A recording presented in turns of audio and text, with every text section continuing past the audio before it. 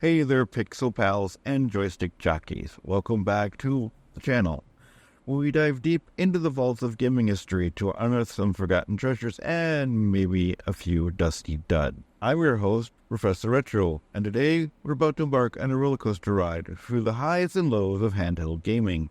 The Atari Lynx, the handheld that promised to take portable gaming to the next level, but ended up crash landing faster than a space invader on steroids. Join me as we explore the rise and fall of this misunderstood gem. Buckle up, folks, because it's going to be a bumpy ride through the pixelated wilderness.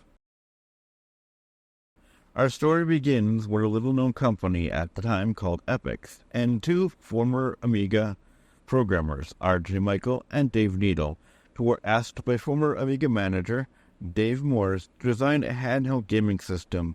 At this time, Morris was still working at Epix, which was a company with a slew of hit games, where his son had the idea to make a portable gaming system, and Morris decided to approach Michael and Needle with the idea.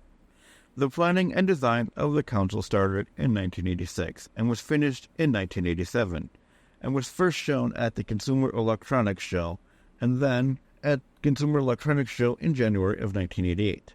However, facing some financial issues, they needed to find a partner to help with that. First, they tried Nintendo and Sega, who both decided to decline. But when they approached Atari, Atari had accepted the offer. So after that, Atari agreed to handle the production and marketing of the Lynx, and Epix was to just focus on the software aspect of it. However, before all the software was done, Epix sadly filed for bankruptcy, thus leaving Atari to take up the slack, causing Atari to buy a bunch of Amigas from their arch-rival Commodore to finish the project. The Lynx used cartridges to run the games, requiring all the game data to be copied from the ROM to the RAM. However, this caused more RAM to be used and less RAM left on it, and this caused loading times to be really slow.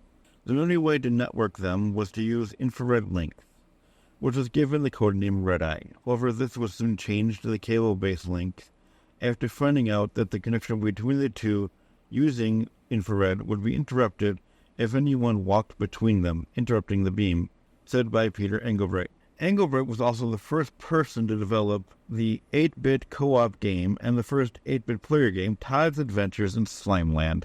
Atari then changed the speaker system up and removed the thumb pad, and the Lynx was then displayed at the summer 1989 Consumer Electronics Show, and was first called Portable Color Entertainment System. However, Atari then changed the name to Lynx when it was to be sold to retailers, who sold the Lynx for a whopping $179.95, which in today's equivalent would be about $420. When the Lynx was finally launched, it was a massive success, selling 90% of 50,000 units in the US, and had a limited run in New York. In 1990, Atari approximately sold 500,000 units.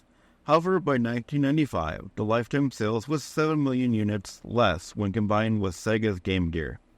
Nintendo sold 16 million Game Boys due to its durability, price, battery life, and game library, and it had a packing game, Tetris. The cartridge designs were changed then.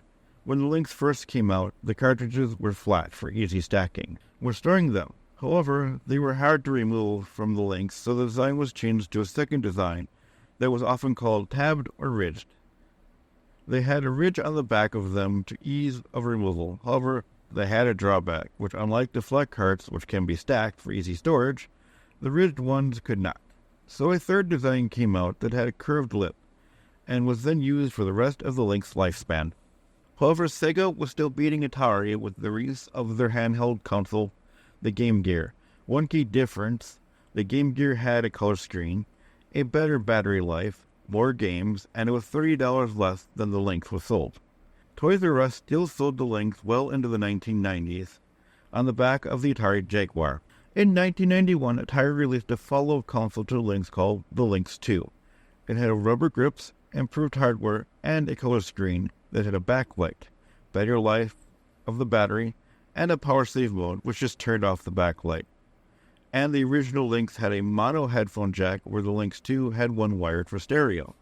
However, the Lynx 2 was sold without accessories and was sold at a price of $99, which equivalent to today would be about $220. In 1993, Atari shifted from the Lynx to prepare for the next console, the Jaguar, with only a few Lynx games still coming out. And soon Atari stopped all support for the Lynx in 1995. Soon the Jaguar would fail after Sega released the Saturn and Sony released the PlayStation, which caused Atari to stop developing games on hardware, and they were soon sold to GTS Incorporated on July 3rd of 1996. But let's not throw the Lynx under the bus just yet. Despite its shortcomings, it carved out a little corner of gaming history for itself. It may have not stood the test of time like some of its competitors, but for those who rocked the Lynx back in the day, it will always have a special place in our hearts and our chiropractic bills. So thanks for joining me on the wild journey through the rise and fall of the Atari Lynx.